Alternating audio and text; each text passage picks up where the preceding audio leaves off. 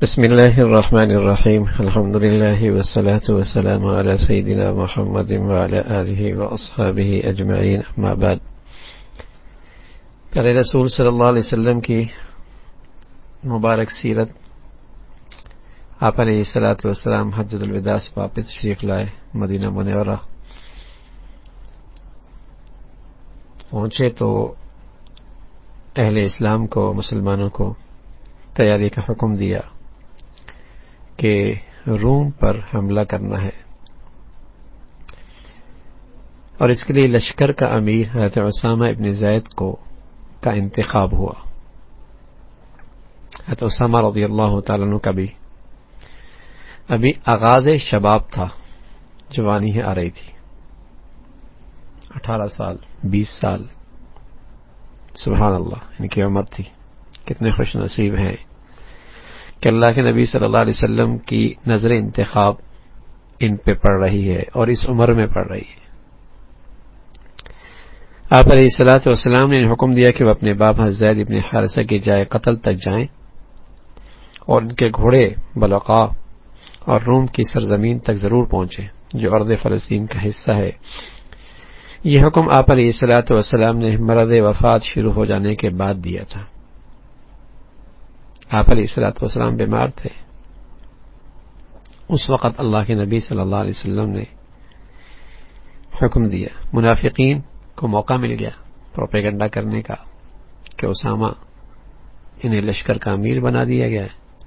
کہنے لگے یہ ایک نوعمر لڑکے ہیں اور اتنے بڑے بڑے لوگ موجود ہیں، مہاجرین انصار کے، اور انہیں امیر بنا دیا۔ پیارے رسول صلی اللہ علیہ وسلم سر پر پٹی باندھے باہر تشریف لائے اور خطبہ دیا اور فرمایا، آج تم اسامہ کی امارت پہ تان کرتے ہو، کل تم نے ان کے والد کی امارت پر بھی اعتراض کیا تھا۔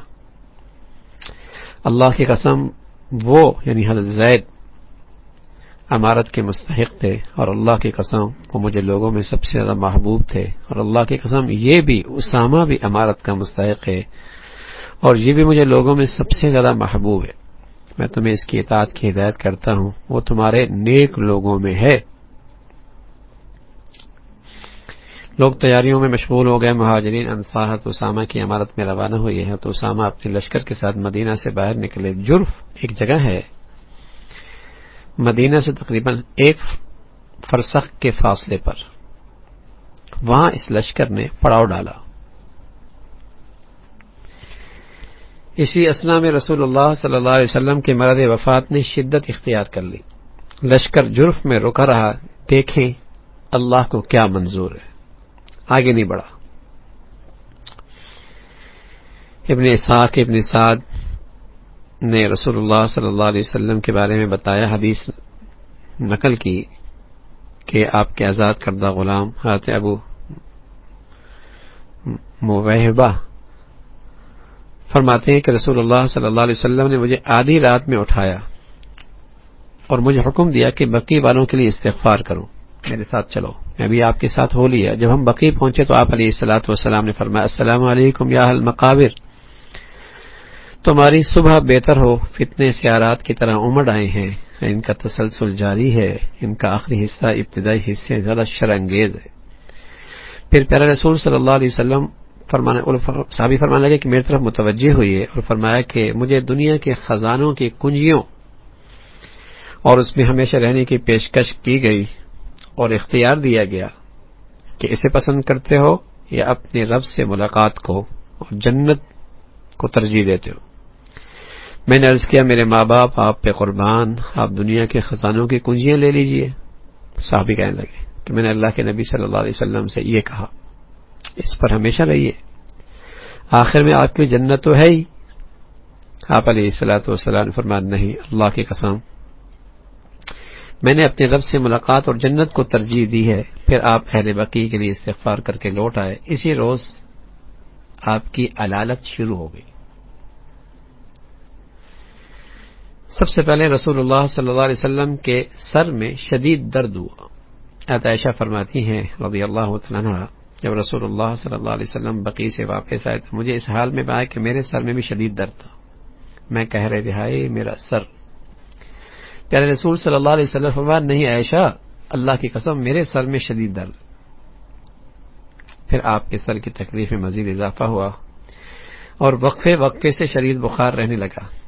اس کا آغاز ماہ سفر کے اواخر سے شروع ہوا اور اس دوران حضرت عائشہ رضی اللہ تعالیٰ عنہ معوذات پڑھ کے دم کیا کرتی تھی۔ قل اعوذ برب الفلق، قل اعوذ برب الناس، یہ پڑھ کے دم کیا کرتے تھے۔ حضرت عروہ سے روایت ہے، حضرت عائشہ فرماتی ہیں کہ رسول اللہ صلی اللہ علیہ وسلم کی عادت شریفہ تھی، جب آپ پر کوئی مرض لاحق ہوتا تو آپ اپنے اوپر یہ صورتیں پڑھ کے دم کیا کرتے تھے اور ہاتھ پھیر لیا کرتے تھے۔ جب آپ کا مرض وفات شروع ہوا تو میں نے آپ کے اوپر یہی صورتیں پڑھی اور دم کیا اور آپ کا ہاتھ پکڑ کر آپ کے بدن پہ پھیرتی تھی۔ جب حضرات ازواج مطہرات نے محسوس کیا کہ رسول اللہ صلی اللہ علیہ وسلم بیماری کا زمانہ حضرت عائشہ کے ہاں گزارنا چاہتے ہیں، آپ کی چاہت سے لگ رہا ہے، اور وہ یہ بھی جانتے تھے کہ اللہ کے نبی صلی اللہ علیہ وسلم کو حضرت عائشہ سے محبت ہے اور ان کے ہاں آپ کو رہنے میں زیادہ سکون ملے گا، تو سبھی نے بخوشی اجازت دے دی کہ آپ عائشہ کے گھر میں یہ دن گزار لیں رضی اللہ تعالیٰ عنہ۔ تو آپ حضرت فضل ابن عباس، حضرت علی ابن ابی طالب رضی اللہ تعالیٰ عنہ کا سہارا لے گئے حضرت میمونہ کے گھر سے حضرت عائشہ رضی اللہ تعالیٰ عنہ کے گھر تشریف لے آئے۔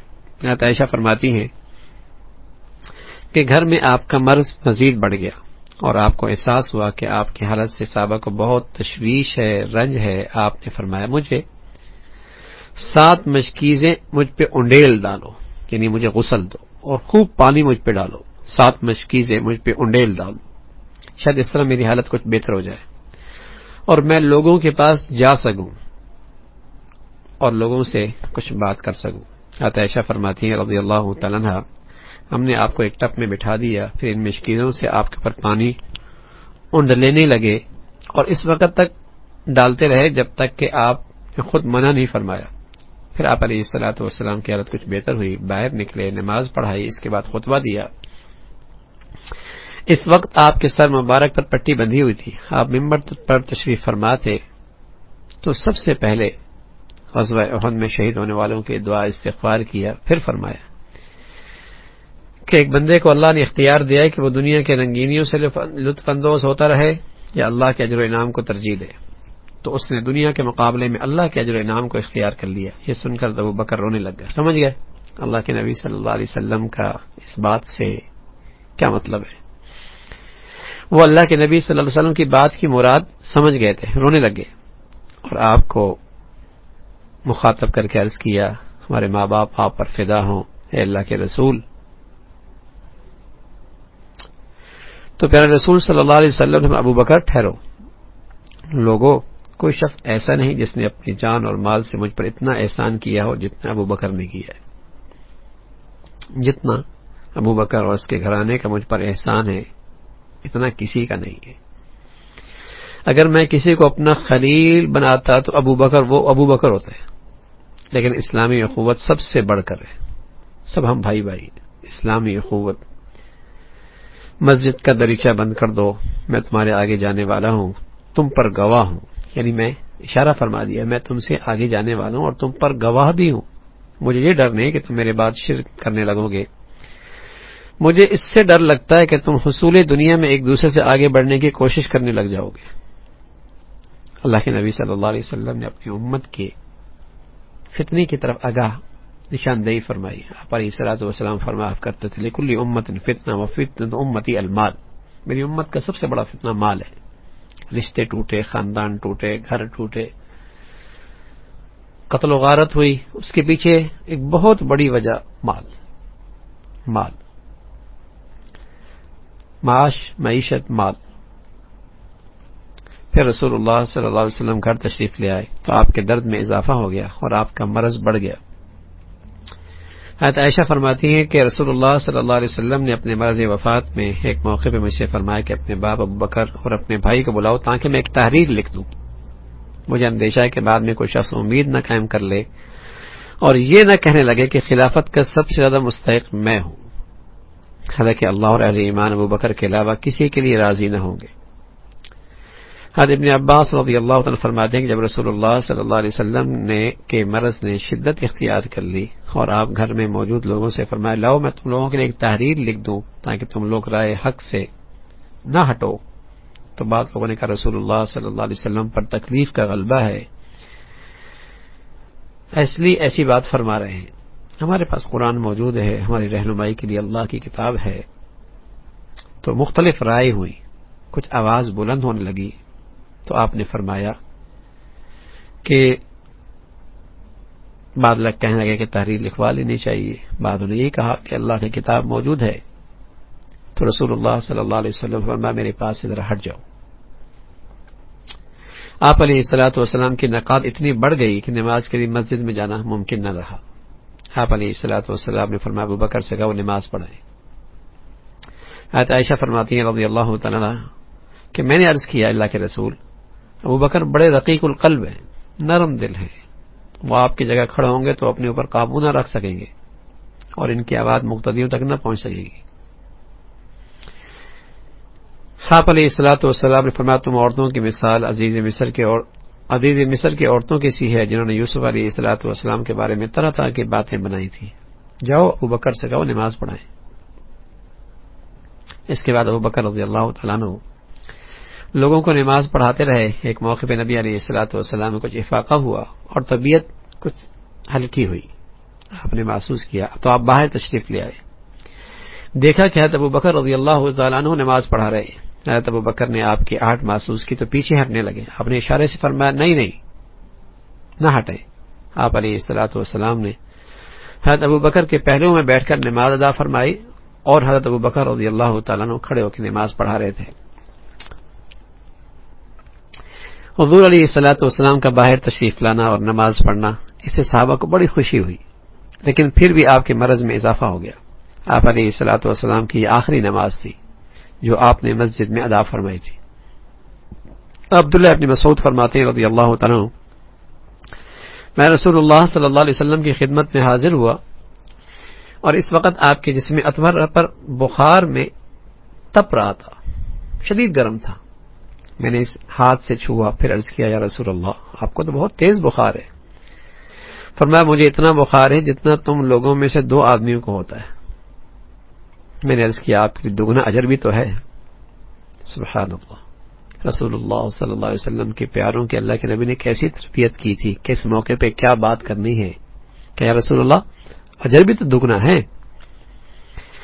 آپ علیہ الصلوۃ والسلام نے فرمایا ہاں کسی بھی مسلمان کو کوئی مرض لاحق ہوتا ہے یا کوئی تکلیف پہنچتی ہے تو اس کے گناہ اس طرح جھڑتے ہیں جیسے درخت سے پتے جھڑتے ہیں۔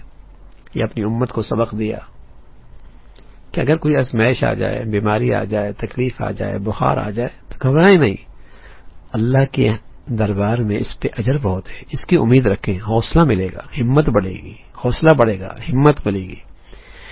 تو یہ اللہ کے نبی صلی اللہ علیہ وسلم نے اپنی امت کے حوصلے کی اور ہمت بڑھانے کی کا یہ ارشاد ہے کہ دنیا ہے یہاں تو یہ سب چیزیں آیا کرتی ہیں، پیغمبر پہ بخار ہو سکتا ہے، پیغمبر پہ شدید بخار ہو سکتا ہے، پیغمبر بیماری میں مبتلا ہو سکتے ہیں، تو یہ تو زندگی کا حصہ ہے، یہ انسان دنیا میں ہے تو دنیا کے ساتھ یہ چیزیں ہیں۔ لیکن مسلمان خوش نصیب ہے کہ اللہ کے نبی صلی اللہ علیہ وسلم نے اسے امید بہت بڑی دلائی ہے، انعام بہت بڑا بتایا ہے، اس سے مسلمان کا حوصلہ بڑھتا ہے، ہمت بڑھتی ہے۔ عین اس تکلیف کے اندر بھی، بیماری کے اندر بھی اگر مسلمانوں کو اس بات پہ یقین آ جائے مسلمان کو، سبحان اللہ، اس کے اندر تازگی رہے گی، اس کے اندر طاقت رہے گی، مایوسی نہیں آئے گی، تازگی رہے گی۔ جب رسول اللہ صلی اللہ علیہ وسلم کے جانے کا وقت قریب آیا تو ایک چادر آپ کے جسم میں عتم پر پڑی ہوئی تھی، جب تکلیف زیادہ ہونے لگی تو اس کو چہرے مبارک سے ہٹا دیتے تھے، چہرے پہ ڈالی ہوئی تھی، پورے جسم پہ ایک چادر ڈالی ہوئی تھی، جب زیادہ تکلیف ہوتی تو آپ اسے ہٹا لیتے۔ اسی حال میں آپ علیہ الصلوۃ والسلام نے ارشاد فرمایا کہ یہود و نصارہ پر اللہ کی لعنت ہو، انہوں نے اپنے انبیاء کے قبروں کو سجدہ گاہ بنا لیا۔ اس ارشاد کا مقصد مسلمانوں کو خبردار کرنا تھا کہ یہ امت میرے ساتھ یہ سلوک نہ کرے، اس کا معاملہ میری قبر کے ساتھ ایسا نہ ہو۔ تو آپ علیہ الصلوۃ والسلام نے مسلمانوں کو خبردار کر دیا کہ وہ ایسا نہ کریں۔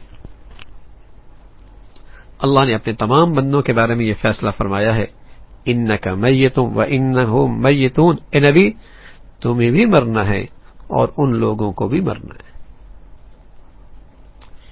12 ربیع الاول ہجرت کا 11واں سال، پیر کا دن، لوگ حضرت ابوبکر رضی اللہ تعالیٰ عنہ کی اقتداء میں فجر کی نماز ادا کر رہے تھے۔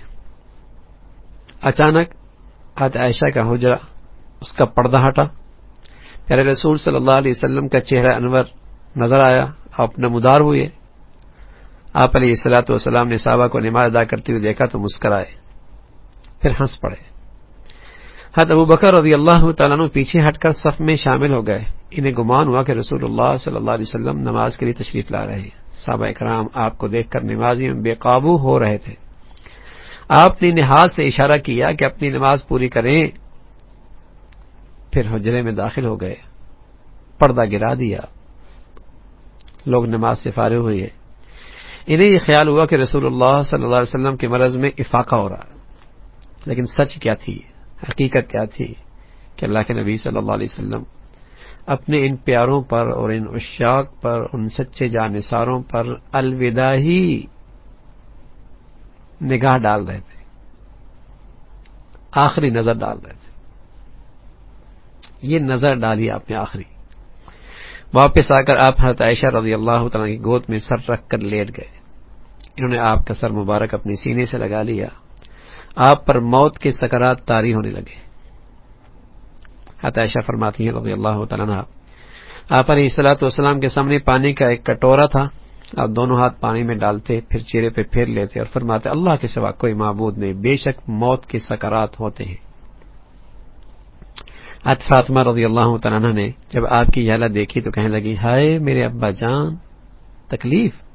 پیارے رسول صلی اللہ علیہ وسلم نے فرمایا آج کے بعد تیرے ابا کو کوئی تکلیف نہیں ہوگی، آج کے بعد تیرے ابا کو کوئی تکلیف نہیں ہوگی۔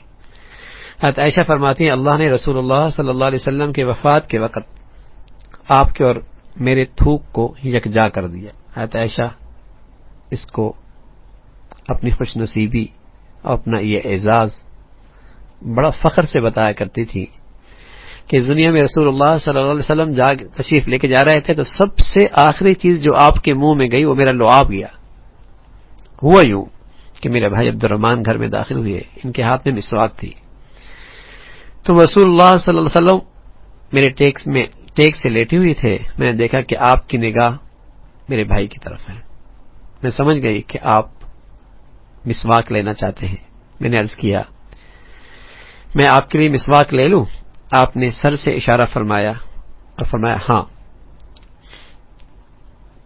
میں نے جب مسواک لی اور وہ سخت تھی تو میں نے عرض کیا کہ میں اسے ملائم کر دوں؟ آپ علیہ الصلوۃ والسلام نے اس بات سے سر ہلایا تو میں نے اس کو ملائم کر کے دیا اور آپ علیہ الصلوۃ والسلام نے مسواک کی۔ سبحان اللہ۔ تو یوں دنیا سے جاتی ہو جو چیز آپ کے منہ میں سب سے آخر میں گیا تھا، عائشہ فرماتی ہوں میرا لعاب تھا کہ میں نے مسواک نرم کر کے رسول اللہ صلی اللہ علیہ وسلم کو دی۔ سامنے پانی کا ایک کٹورا تھا، آپ اس میں اپنا ہاتھ ڈال کر چہرے پہ پھیر لیتے، اس کے بعد فرماتے اللہ کے سوا کوئی معبود نہیں، بے شک موت کے سکرات ہوتے ہیں۔ پھر آپ نے ہاتھ اٹھا کر فرمایا پھر رفیق الاعلی، سب سے اعلیٰ اور برتر رفیق کے پاس، پھر رفیق الاعلی، سب سے اعلیٰ اور برتر رفیق کے پاس، یہاں تک کہ روح پرواز کر گئی، آپ کا ہاتھ ایک طرف جھک گیا۔ پیارے رسول صلی اللہ علیہ وسلم کی وفات کی خبر صحابہ اکرام پر بجلی بن کر گری۔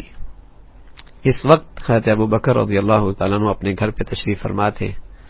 حضور علیہ الصلوۃ والسلام کے مرض میں افاقہ دیکھ کر وہ وہاں سے چلے گئے تھے اور انہیں خبر ملی کہ گھوڑے پر سوار ہو کر فوراً پہنچے، سب سے پہلے مسجد نبوی گئے، لیکن وہاں کسی سے بات نہیں کی۔ پھر حجرہ عائشہ میں داخل ہوئے، دیکھا کہ جسم عطا پر ایک دھاری دار چادر ڈھکی ہوئی ہے، اسے سرکایا اور جھک کر روئے انور کا بوسہ لیا، پیارے رسول صلی اللہ علیہ وسلم کا چہرے کا بوسہ لیا اور رو پڑے، اور پھر کہا میرے ماں باپ آپ پر فدا، آپ پر دو موتیں اکٹھا نہیں، آپ پر اللہ دو موتیں اکٹھا نہیں کرے گا، جو موت آنی تھی وہ آ چکی۔ اس کے بعد مسجد نبوی میں آئے، حضرت عمر رضی اللہ تعالیٰ لوگوں سے کہہ رہے تھے کہ رسول اللہ صلی اللہ علیہ وسلم کا وصال نہیں ہوا بلکہ آپ رب سے ملاقات کے لیے گئے ہیں، جس طرح موسیٰ ابن عمران گئے تھے۔ جب تک اللہ تعالیٰ تمام منافقین کو فنا نہیں کرے گا آپ کو موت نہیں آ سکتی۔ حضرت عمر یہ کہہ رہے تھے. حضرت ابوبکر رضی اللہ تعالیٰ نے کہا عمر ذرا ٹھہرو. لیکن جوش کلام میں حضرت عمر رضی اللہ تعالیٰ نے ان کی بات نہیں سنی. جب حضرت ابوبکر رضی اللہ تعالیٰ نے دیکھا کہ وہ خاموش نہیں ہو رہے تو مجمع کی طرف متوجہ ہو کر انہوں نے اپنی بات شروع کر دی. لوگوں نے جب ان کا خطاب کرتے ہوئے انہیں دیکھا، حضرت عمر کی طرف سے رخ پھیر کر سارا مجمع حضرت صدیق کے سامنے آ گیا. حضرت ابوبکر رضی اللہ تعالیٰ نے اللہ کی حمد و ثنا کی اور فرمایا لوگوں، کوئی محمد صلی اللہ علیہ وسلم کی عبادت کرتا تھا تو اسے معلوم ہونا چاہیے کہ بلا شبہ آپ کی وفات ہو گئی ہے، اور جو لوگ اللہ کی عبادت کرتے تھے انہیں اطمینان رکھنا چاہیے کہ اللہ زندہ ہے اور اس پر کبھی موت طاری نہیں ہوگی. پھر انہوں نے یہ آیت تلاوت کی وما محمد الا رسول قد خلت من قبله الرسل افإن مات او قتل انقلبتم على اعقابكم. محمد صلی اللہ علیہ وسلم اس کے سوا کچھ نہیں کہ بس ایک رسول ہیں، ان سے پہلے اور رسول بھی گزر چکے ہیں، پھر کہ اگر وہ مر جائیں یا قتل کر دیا جائیں تم لوگ الٹے پاؤں پھر جاؤ گے. حضرت ابوبکر رضی اللہ تعالیٰ نے یہ آیت تلاوت فرمائی تو لوگوں کو ایسا محسوس ہوا گویا یہ آیت ابھی نازل ہوئی ہے. ہر شخص اس کی تلاوت کرنے لگا. حضرت عمر فرماتے ہیں رضی اللہ تعالیٰ عنہ میں نے ابو بکر کو رضی اللہ تعالیٰ عنہ کو یہ آیت پڑھتے ہوئے سنا تو حیرت زدہ ہو کر بے ساختہ زمین پر گر پڑا. میرے پاؤں کی طاقت ختم ہو چکی تھی. مجھے یقین ہو گیا تھا کہ نبی علیہ الصلوۃ والسلام کا انتقال ہو گیا ہے. تمام اہل علم کا اتفاق ہے کہ رسول اللہ صلی اللہ علیہ وسلم کی وفات 63 سال کی عمر میں ہوئی. 63 سال کی عمر. 40 سال آپ نے بعثت سے پہلے گزارے، 13 سال مکہ میں دعوت اللہ کا فریضہ انجام دیتے رہے، اور 10 سال ہجرت کے بعد مدینہ میں گزارے، اور آپ کی وفات 11ویں سال کے اوائل میں ابتدا میں ہوئی. امام بخاری رحمۃ اللہ علیہ نے حضرت عمر ابن حرس سے روایت کی ہے، فرماتے ہیں کہ رسول اللہ صلی اللہ علیہ وسلم دنیا سے اس حال میں تشریف لے گئے کہ آپ نے 1 دینار یا 1 درہم، 1 غلام یا لونڈی، کوئی چیز بھی پیچھے نہیں چھوڑی. صرف آپ کا ایک سفید خچر تھا، آپ کے ہتھیار تھے، اور ایک زمین کا ٹکڑا تھا جس کو آپ نے مسافروں کے لیے صدقہ کر دیا تھا. یہ آپ کی ساری پونجی تھی. آپ علیہ الصلوۃ والسلام اس دنیا سے تشریف لے گئے. تو یہ آپ کی زندگی کا ایک یہ آخری مرحلہ تھا. اس میں بہت ساری چیزیں ہمارے سامنے آتی ہیں اور بہت سارے نصائح ہیں کہ کائنات کی سب سے بڑی حقیقت ہمارے سامنے آتی ہے. کیا؟ کہ ہر جاندار کو موت کا مزہ چکھنا ہے. کل نفس ذائقۃ الموت. یہ بات مطلق ہے، اس میں کوئی قید نہیں، اس میں عموم ہے، کوئی تخصیص نہیں. اس میں جامعیت ہے، پوری دنیا مل کر بھی اس کی حد بندی نہیں کر سکتی کہ اس نے مرنا ہے، اس نے نہیں مرنا، اس کی روح قبض ہوگی، اس کی روح قبض نہیں ہوگی. پوری دنیا بھی مل کر اس کی حد بندی نہیں کر سکتی. جدید علوم، عصری ترقی کے دعوے دار، فضا کو تسخیر کرنے والے آئیں آگے بڑھیں، تمام وسائل اختیار کریں، تمام ذرائع کو کام میں لائیں، مصنوعی سیاروں اور خلائی گاڑیوں کو استعمال کریں، اور اپنی ذات سے موت کا تسلط ختم کر کے دکھائیں. یہ کائنات کی سب سے بڑی حقیقت ہے کہ ہر جاندار کو موت کا ذائقہ چکھنا ہے. کتنی ترقی کر لی دنیا نے، کتنے وسائل اور ذرائع کو اپنے قابو میں کر لیا، لیکن ہے کوئی ایسا جو اپنے سے موت کا تسلط ختم کر دے؟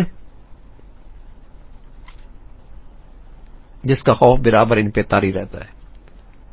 اور اللہ کے اس چیلنج کو، ہر جاندار کو موت کا مزہ چکھنا ہے، جزوی طور پر ہی صحیح، کوئی توڑ کے دکھائے.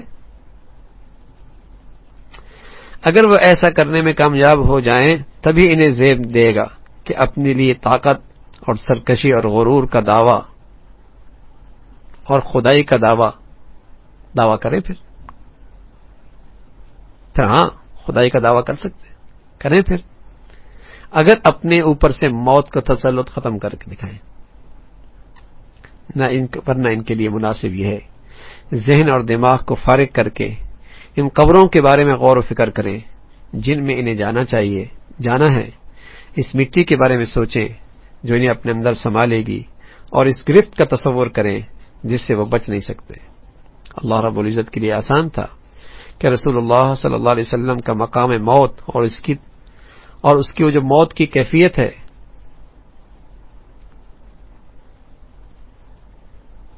اسے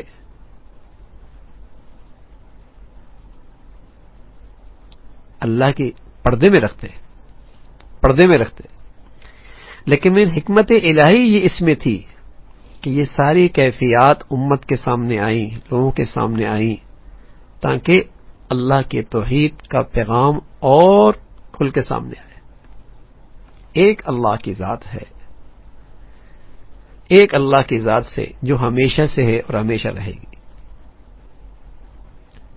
اور اس حقیقت کو اور واضح کیا کہ انک میت و انہم میت، اے نبی تمہیں بھی مرنا ہے اور لوگوں کو بھی مرنا ہے۔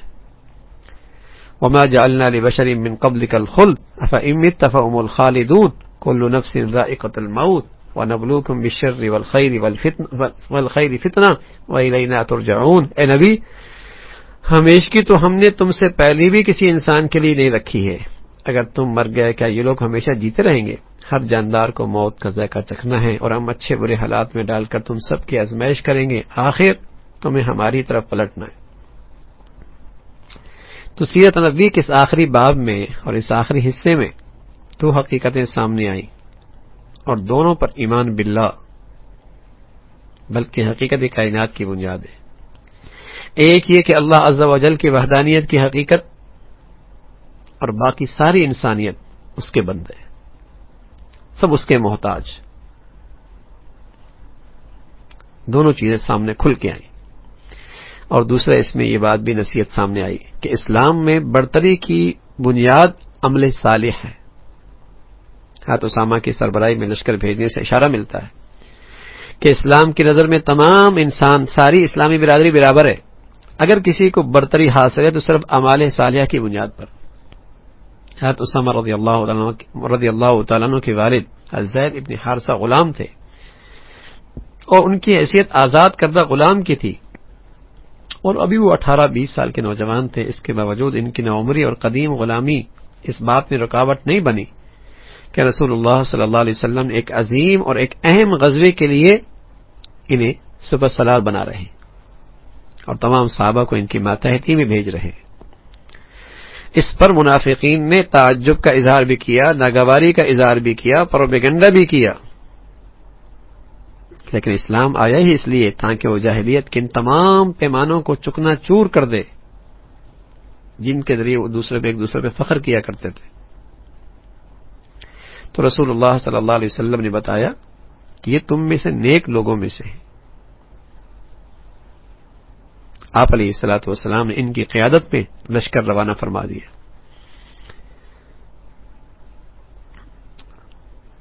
حضرت ابوبکر رضی اللہ تعالیٰ عنہ زمانے میں خلافت سنبھالنے کے بعد پہلا کام یہ کیا کہ لشکر اسامہ کو روانہ کیا۔ یہ آپ کے وصال تک وہیں رکے ہوئے تھے، اور پھر آپ علیہ الصلوۃ والسلام کو چونکہ خلافت ابوبکر کی تھی اور خلیفہ بنے، تو سب سے پہلا کام یہ کیا کہ حضرت اسامہ کا لشکر روانہ فرمایا، اور اس لشکر کے ساتھ خود دور تک تشریف لے گئے۔ حضرت اسامہ سواری پہ تھے، حضرت ابوبکر پیدل چل رہے تھے۔ حضرت اسامہ نے عرض کیا، اے خلیفہ رسول آپ بھی سوار ہو جائیے، میں اتر جاؤں؟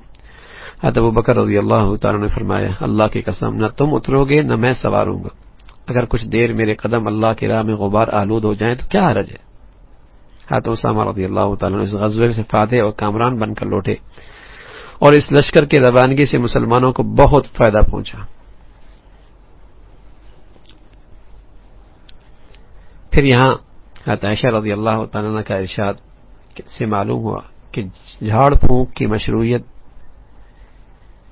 آپ علیہ الصلوۃ والسلام پر سورہ معوذات پڑھ کر دم کرنا، جو حدیث میں بھی اسے ثابت ہے، اور آپ علیہ الصلوۃ والسلام کا معمول بھی تھا کہ ان آیات اور ان سورت کو پڑھ کر اور دیگر اذکار اور دعاؤں کے ساتھ صحابہ دم کیا کرتے تھے۔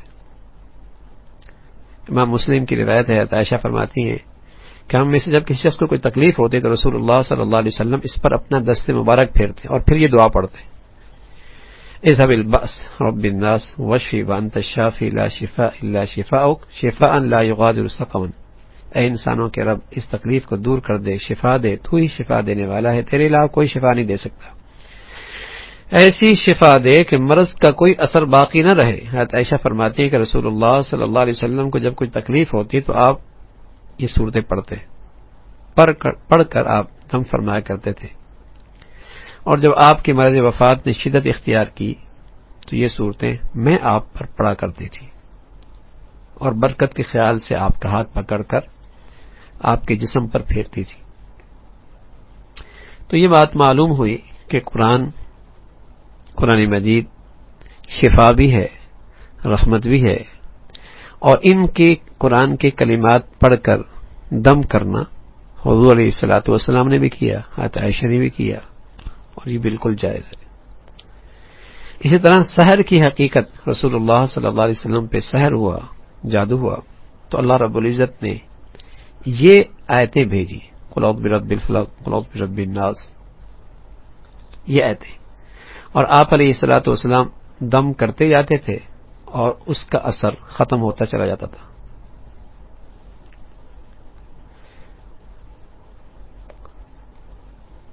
بخاری اور مسلم کی روایت ہے، عائشہ فرماتی ہیں کہ بنی زریق کے ایک شخص نے جس کا نام لبید بن عاصم تھا، رسول اللہ صلی اللہ علیہ وسلم پر جادو کیا تھا۔ اس کا اثر آپ پر یہ ہوا، کسی کام کے متعلق خیال کرتے کہ وہ کر لیا ہے حالانکہ نہیں کیا ہوتا۔ پھر ایک جو روز آپ میرے ہاں آتے، آپ علیہ الصلوۃ والسلام نے بار بار اللہ سے دعا مانگی، پھر فرمایا عائشہ میں نے اپنے رب سے جو بات پوچھی تھی وہ اس نے مجھے بتا دی۔ دو آدمی یعنی دو فرشتے آدمیوں کی صورت میں میرے پاس آئے، ایک سرانے کی طرف تھا، دوسرا پاؤں کی طرف تھا۔ ایک نے دوسرے سے پوچھا انہیں کیا ہوا؟ دوسرے نے جواب دیا کہ اس پہ جادو ہوا ہے۔ تو اس نے پوچھا کس نے کیا؟ جواب ملا لبید بن عاصم نے، یہودی تھا۔ پوچھا کس چیز میں کیا؟ جواب دیا کنگھی اور بالوں میں۔ پوچھا وہ کہاں ہیں؟ جواب دیا بنی زریق کے کنویں میں۔ نبی علیہ الصلوۃ والسلام اپنے چند اصحاب کے ساتھ وہاں پہنچے اور اس جادو کے توڑنے کے لیے خواب میں جو طریقہ بتایا گیا تھا اس کے مطابق عمل کیا۔ آگے اس حدیث میں واپس آ کر ہے کہ آپ علیہ الصلوۃ والسلام واپس آ کر عائشہ سے فرمایا کہ عائشہ اس کنویں کا پانی گویا مہندی سے رنگا ہوا تھا، اس جادو کا اثر تھا کہ پانی کا رنگ ہی بدل گیا تھا، اتنا سخت جادو تھا، اور اس سے قریب کے کھجوروں پر بھی شیاطین کے سر معلوم ہوتے تھے، اتنا گہرا اثر تھا، جادو تھا۔ میں نے عرض کیا اللہ کے رسول آپ نے کیوں نہیں اسے نکال باہر کیا؟ فرمایا مجھے اللہ نے شفا دے دی، اب میں نہیں چاہتا کہ اس کے خلاف لوگوں کو بھڑکاؤں۔ سبحان اللہ، آپ کے حکم سے وہ کنواں بند کر دیا گیا۔ یہ حدیث حضور علیہ الصلوۃ والسلام کے مبتلا مرض ہونے سے زیادہ اللہ کی جانب سے آپ کا اکرام اور اعزاز اور عصمت کی دلیل ہے کہ آپ صرف ایک عصمت کی دلیل ہے کہ کس طریقے سے اللہ رب العزت نے آپ کے لیے خوارق اور عام طور پہ عام حالت کے برعکس فرشتے بھیجے اور آپ کو آگاہ کیا۔ یہ آپ کا اعزاز، آپ کا اکرام، آپ کی خصوصیت، آپ کی نبوت کی دلیل کہ آپ کو اس انداز سے آپ کو علاج بتایا۔ اور سچی بات یہ ہے کہ امت کے پاس ہر شریر سے اور ہر حاسد سے اور ہر قسم کے سحر سے بچاؤ کا یہ سب سے مؤثر وظیفہ ہے، سب سے مؤثر وظیفہ۔ اگر مسلمان یقین شرط ہے، جیسے کوئی کہتا نا گولی سے آدمی مر جاتا ہے، اور کوئی آدمی ہاتھ سے گولی مارے بلی بھی نہ مرے۔ کوئی کہ میاں آپ تو کہتے آدمی مرتا ہے تو بلی بھی نہیں مر رہی۔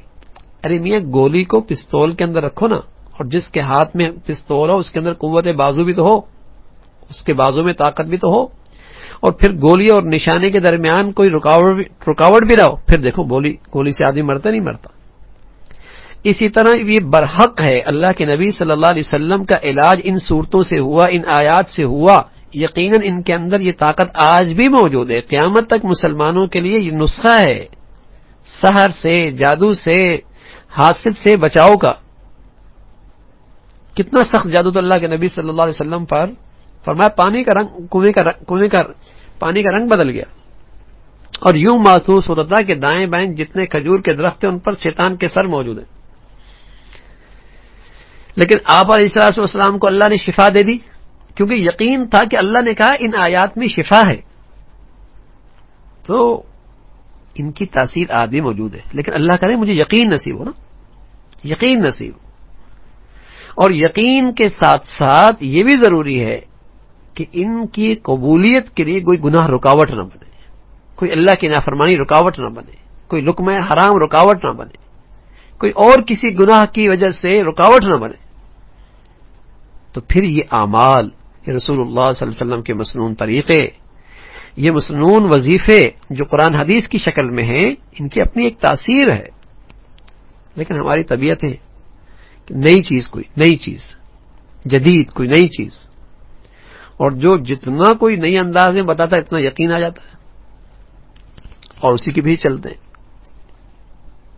تو رسول اللہ صلی اللہ علیہ وسلم کے واسطے سے اس امت کو جہاں آپ کا اعزاز و اکرام ہے اس علاج میں، وہاں اس امت کے لیے بھی ایک اللہ کی طرف سے بہت بڑی رحمت اور انعام ہے کہ ہمیشہ کے لیے مسلمانوں کے پاس ایک ایسا عمل آ گیا جس سے ہر شریر سے اور ہر حاسد سے اور ہر برا چاہنے والے کے شر سے حفاظت ہو سکتی ہے۔ حضرت عائشہ فرماتی ہیں رضی اللہ تعالیٰ عنہ کہ حضور علیہ الصلوۃ والسلام مرض وفات میں تھے، ہمیشہ اس وقت تک بھی آپ اس کا عمل کا اہتمام کرتے اور رات کو سونے سے پہلے یہ پڑھ کے دم کیا کرتے تھے، اور میں بھی کرتی تھی۔ اسی طرح ہمیں جو ہمارے سامنے نصیحتیں آئیں اس واقعے میں، وہ یہ بھی آئیں کہ ابو بکر رضی اللہ تعالیٰ عنہ کی فضیلت کہ رسول اللہ صلی اللہ علیہ وسلم کی مرض وفات میں حضرت صدیق کی خاص فضیلت سامنے آتی ہے کہ جب رسول اللہ صلی اللہ علیہ وسلم نے اپنے خطبے میں فرمایا کہ ایک بندے کو اللہ نے اختیار دیا کہ وہ دنیا کی رنگینیوں سے لطف اندوز ہوتا رہے یا اللہ کے اجر و انعام کو ترجیح دے، تو میں نے دنیا کے مقابلے میں اللہ کے اجر و انعام کو اختیار کیا۔ حضرت ابو بکر رضی اللہ تعالیٰ عنہ آیت کی مراد کو سمجھ گئے، اس لیے زور زور سے رونے لگے اور کہنے لگے ہمارے ماں باپ آپ پر فدا ہوں۔ اب یہ مراد سبحان اللہ مزاج شناسی کیسی تھی کہ یہ آپ ہی تھے جو فوراً یہ مراد سمجھ گئے، اور رسول اللہ صلی اللہ علیہ وسلم کی بات سن کر جب ابو بکر رونے لگے رضی اللہ تعالیٰ عنہ، تو ابو سعید فرمانے لگے میں نے جی میں کہا کہ اللہ کے رسول کس شخص کے بارے میں خبر دے رہے ہیں، اس بزرگ کو کیا ہو گیا ہے کہ اس بات پر رونے لگے۔ بعد میں ہمیں معلوم ہوا کہ رسول اللہ صلی اللہ علیہ وسلم خود اپنے بارے میں ہمیں خبر دے رہے تھے، اور ابو بکر سب سے پہلے اس بات کو سمجھ گئے تھے۔ یعنی میں حیران تھا کہ ابو بکر جیسے بزرگ کیوں رو رہا ہے اور پتہ نہیں اللہ کے نبی کس کے بارے میں خبر دے رہے ہیں، لیکن صدیق سمجھ گئے تھے رضی اللہ تعالیٰ عنہ۔ دوسرا حضور علیہ الصلوۃ والسلام نے ابو بکر کے بارے میں فرمایا کوئی شخص ایسا نہیں جس نے اپنی جان اور مال سے مجھ پر اتنا احسان کیا ہو جتنا ابو بکر نے کیا ہے۔ یہ زندہ جاوید کلمات ایسے کلمات ہیں کہ یہ کلمات حضور علیہ الصلوۃ والسلام نے حضرت صدیق کے علاوہ کسی کے لیے نہیں فرمائے۔ اور عائشہ فرماتی ہیں کہ حضور علیہ الصلوۃ والسلام نے مجھ سے فرمایا کہ اپنے باپ ابو بکر اپنے بھائی کو بلاؤ تاکہ میں ایک تحریر لکھ دوں، مجھے اندیشہ ہے کہ بعد میں کچھ شخص امید نہ قائم کر لے اور یہ نہ کہنے لگے کہ خلافت کا سب سے زیادہ مستحق میں ہوں، حالانکہ اللہ اور اہل ایمان ابو بکر کے علاوہ کسی اور کے لیے راضی نہیں ہوں گے۔ اس میں بھی حضرت ابو بکر رضی اللہ عنہ کی عزت اور آپ کی خلافت کا تذکرہ ہے۔ اور چوتھی یہ کہ آپ علیہ الصلوۃ والسلام نے امامت کے لیے اپنی زندگی میں ابو بکر رضی اللہ تعالیٰ عنہ کو جانشین بنایا، اور جب عائشہ رضی اللہ تعالیٰ عنہ ان کے بارے میں یہ عذر پیش کیا کہ وہ رقیق القلب ہیں اس لیے خود پر قابو نہ رکھ سکیں گے، تو آپ نے ان کی بات سختی سے رد کر دی اور زور دیا کہ ابو بکر سے کہو امامت کرائے۔ تو یہ وہ امتیازات ہیں اس پوری امت میں، اللہ کے نبی کے بعد کوئی اگر کوئی شخصیت ہے جس کا سب سے بلند مرتبہ ہے تو وہ ابو بکر رضی اللہ تعالیٰ عنہ ہے۔ پھر رسول اللہ صلی اللہ علیہ وسلم نے فرمایا کہ یہود و نصارہ پہ لعنت ہو کہ انہوں نے اپنی انبیاء کے قبروں کو سجدہ گاہ بنا لیا، اس سے واضح ہوا کہ رسول اللہ صلی اللہ علیہ وسلم نے ایسا کرنے سے بہت سختی سے منع فرمایا ہے۔ علماء فرماتے ہیں کہ نبی علیہ الصلوۃ والسلام نے اپنی قبر پر اور کسی اور کی قبر کو سجدہ بنانے سے اس اندیشے سے منع فرمایا کہیں ان کی انتہائی تعظیم نہ کی جانے لگے اور اس کی وجہ سے فتنے میں پڑ جانے کا قوی امکان ہے، اس لیے بس اوقات یہ چیز کفر تک پہنچا دیتی ہے۔ جیسے کہ بہت ساری قومیں اس گندگی کے اندر مبتلا ہو رہی ہیں۔ قبر کو سجدہ بنانے کی ایک صورت یہ ہے کہ اس کے اوپر سجدے کیے جائیں، اور قبر کے پاس نماز پڑھنا بھی درست نہیں ہے۔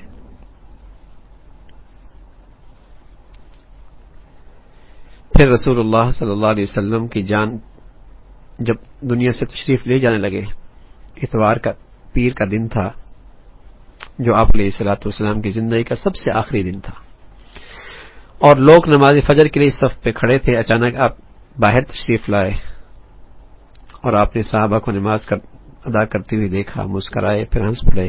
حضرت ابوبکر رضی اللہ تعالیٰ پیچھے ہٹ کر صف میں شامل ہو گئے۔ انہیں خیال ہوا کہ آپ نماز کے لیے تشریف لا رہے ہیں۔ صحابہ کو نماز ہی میں اس خوشی سے بے قابو ہو رہے تھے۔ آپ نے ہاتھ سے اشارہ کیا کہ اپنی نماز پورا کریں۔ پھر آپ علیہ الصلوۃ والسلام واپس حجرے میں داخل ہوئے اور پردہ گرا دیا۔ تو اس واقعے سے حضور علیہ الصلوۃ والسلام کی شدت احساس اور آپ کی غیر درجے کی فکر مندی کا خوب اندازہ ہوتا ہے کہ اس لمحے آپ اپنی امت کے بارے میں فکر مند تھے کہ آپ کے بعد کیا حال ہوگا۔ اور جب آپ نے انہیں خشوع اور خضوع کے ساتھ کھڑے دیکھا تو آپ کے چہرے مبارک پر مسکراہٹ پھیل گئی۔ آپ کی پیار بھری نگاہیں سے اندازہ لگایا جا سکتا ہے کہ آپ کے دل میں اس سے کتنی خوشی ہوئی ہوگی اور آپ کے دل میں ان کی کتنی محبت ہوگی۔ رسول اللہ صلی اللہ علیہ وسلم نے جن پر ہمارے ماں باپ فدا ہوں، قربان ہوں،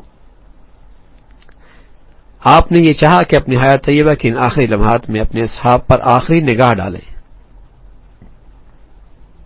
جو حق کے سپاہ ہیں اور حق کے محافظ ہیں۔ جب انہیں دیکھا کہ وہ اللہ کی بندگی میں کھڑے ہیں تو بہت خوشی ہوئی، اور یہ منظر دیکھ کر آپ کا جی خوش ہو گیا اور آنکھیں ٹھنڈی ہو گئی۔ اس منظر سے آپ کی موت کی تکلیف بھول گئے اور خوشی اور مسرت سے آپ کے چہرے پہ مسکراہٹ پھیل گئی۔ یہ دیکھ کر صحابہ کو گمان ہونے لگا کہ آپ کی تکلیف میں افاقہ ہو گیا اور طبیعت بحال ہو رہی ہے، لیکن بعد میں انہیں معلوم ہوا کہ یہ آپ کی آخری نگاہ تھی اور یہ آپ کے اصحاب بلکہ پوری امت کا آخری منظر تھا جو آپ کے ذہن پہ نقش ہوا تھا۔ ساری اسلامی برادری کا آخری نقشہ اس موقع پہ آپ کے ذہن میں یہ آیا۔ یہ منظر ان لوگوں اور اللہ کے درمیان باقی رہ جانے والا عہد قرار پائے اور دنیا میں اپنی امت سے الوداع کہنے کے یہ لمحات تھے، اور اس کے ذریعے ان لمحات کو سامنے رکھ کر آپ علیہ الصلوۃ والسلام گویا کہ اپنی امت کو الوداع کہہ رہے تھے۔ حکمت الہی کی مشیت یہ ہوئی کہ یہ آخری منظر نماز کا ہو اور وہ آخری عہد قرار پائے۔ اللہ رب العزت ہمیں بھی اپنے رسول صلی اللہ علیہ وسلم سے سچی محبت نصیب فرمائے اور کامل اتباع نصیب فرمائے۔ سبحانک اللہم بحمدک، نشہد ان لا الہ الا اللہ، نستغفرک ونتوب الیک۔ ممکن ہے کل کی ہماری نشست آخری ہو، دیکھتے ہیں انشاءاللہ۔ یقیناً کل کی نشست انشاءاللہ آخری ہوگی، اور انشاءاللہ پھر اس مجلسی میں کچھ باتیں ہوں گی۔ سبحانک اللہم بحمدک، نشہد ان لا الہ الا اللہ، نستغفرک ونتوب الیک۔